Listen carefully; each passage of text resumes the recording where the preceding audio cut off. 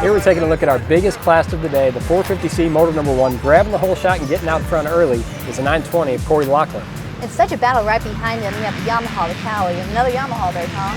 Holding down the number 2 spot, the 701, that's Corey Akins. He's followed by the 222, Tucker Cantrell, and the 122 of Parks. These guys are going to have a great three-way battle for the number 2 spot. Still have the 920 of Corey Lachlan out in front. Second place, who's that, Tom? Second place, that is Tucker Cantrell. He's actually pulling a little bit of a gap on these guys here in this battle for third. Corey Akins still holding it down, but he's got pressure from Logan Parks to head over the finish line section there. Parks trying to move up and trying to make a move on him.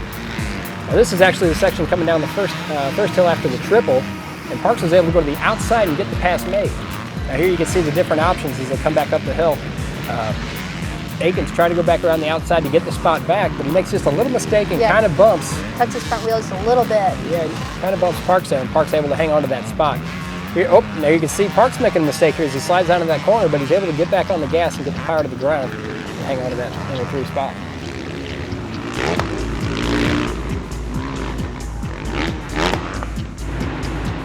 The Open Pro Sport was going on Sunday, Tom, and we had Dylan Cox there.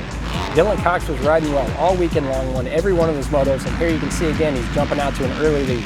Yeah, we had Josh Hicks pulling the whole shot, but like you said, Dylan Cox was easy to get to the lead, and then you have Brent Duffy pulling in a second. Yeah, Brent trying to latch onto the rear wheel of Cox out there. He doesn't want him to get away. He wants to be there should Cox make a mistake, and he would be able to capitalize. Here again, you can see Cox just getting out of the shot, Duffy coming through in second. Still holding down third is Hicks, but he's receiving heavy pressure back there. Looks like Crawford's coming up. And also Hunter Inman was there.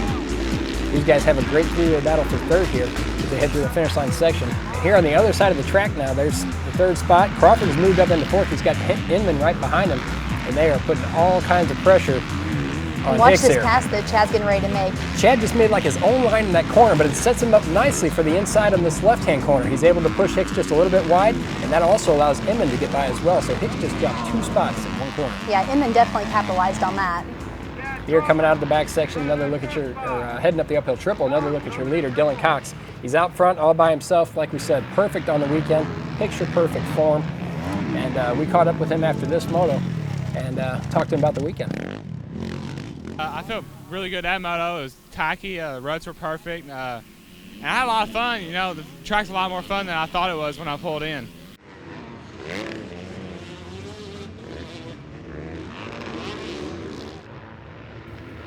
Here we're taking a look at a big crash from the 450B's second moto. This was very scary, Tom. As you can see there, coming over the hill, you got the 796 of Green. As he jumps from the inside, he's going to land about halfway across the track, and coming down, you can see the 17 of Tyler Nutter. He's got nowhere to go as Jordan lands underneath him, and they both go down. Watch how hard he hits his head.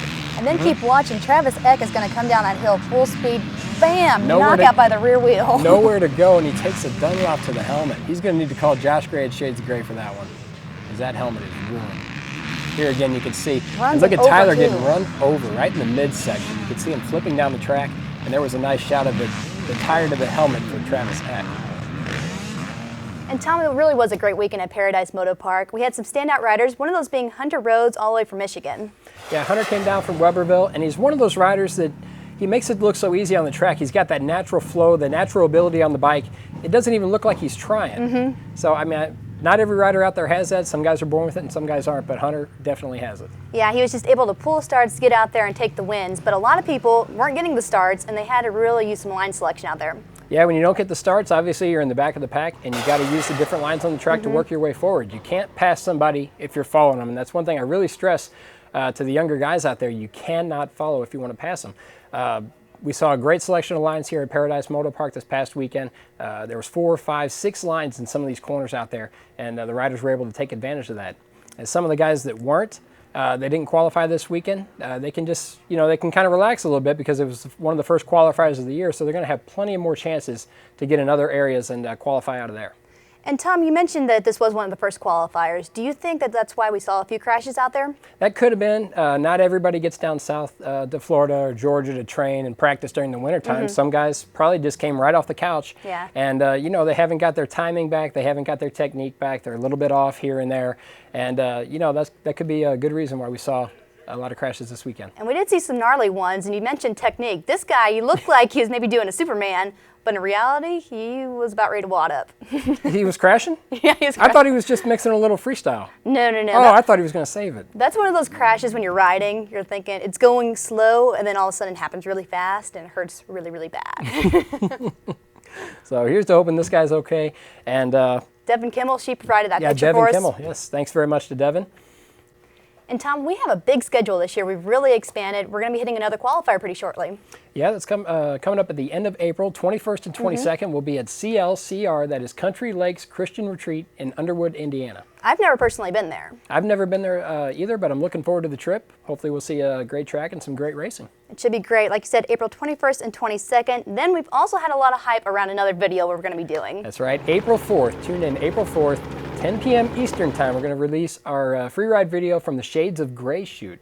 We've got all kinds of riders in there, Brett Q, Aaron and Adam Gully, Jason and Kyle Hussey.